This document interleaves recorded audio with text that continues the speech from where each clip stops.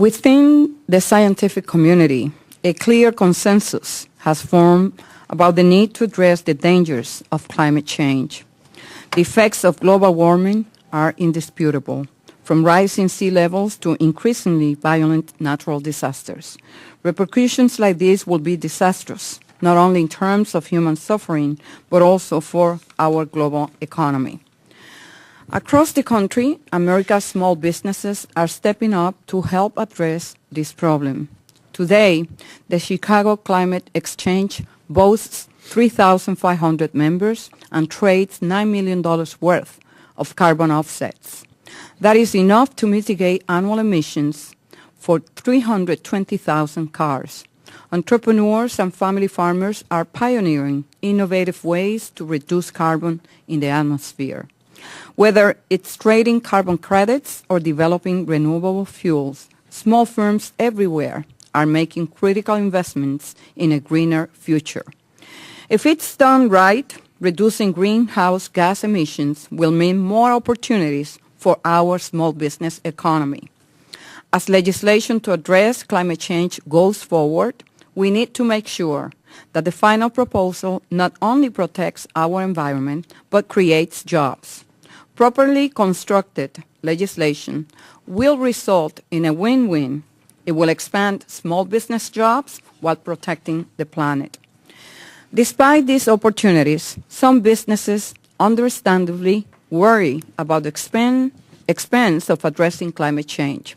And of course, it is important that entrepreneurs not be unfairly burdened as we transition to a carbon-constrained economy. Let's not forget, small businesses are some of the largest energy consumers, so we need to carefully consider how capping carbon emissions will affect them. In grappling with these issues, one thing has become clear. The only option not on the table is doing nothing.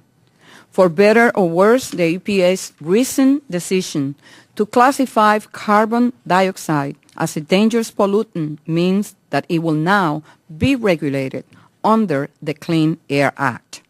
The Clean Air Act laws, which were enacted in 1970, simply were not written with this purpose in mind. Try to regulate carbon dioxide emissions through the existing Clean Air Act laws is trying to put a square peg in a round hole. That means the question is no longer if we're going to reduce greenhouse gas emissions, but rather when and how. If we are going to both address climate change and create new growth opportunities for small businesses, leadership will be required on all fronts, not just from EPA, but from Congress as well. That is the right way to go about this monumental task. The panel before us today can testify about some of the ways in which small businesses and family farmers are pioneering the green revolution. I look forward to hearing about their experiences in the growing field. However, if they're going to continue this impressive work, they will need the proper support from all of us. I thank our witnesses for being here today and now yield to Ranking Member Graves for his opening statement.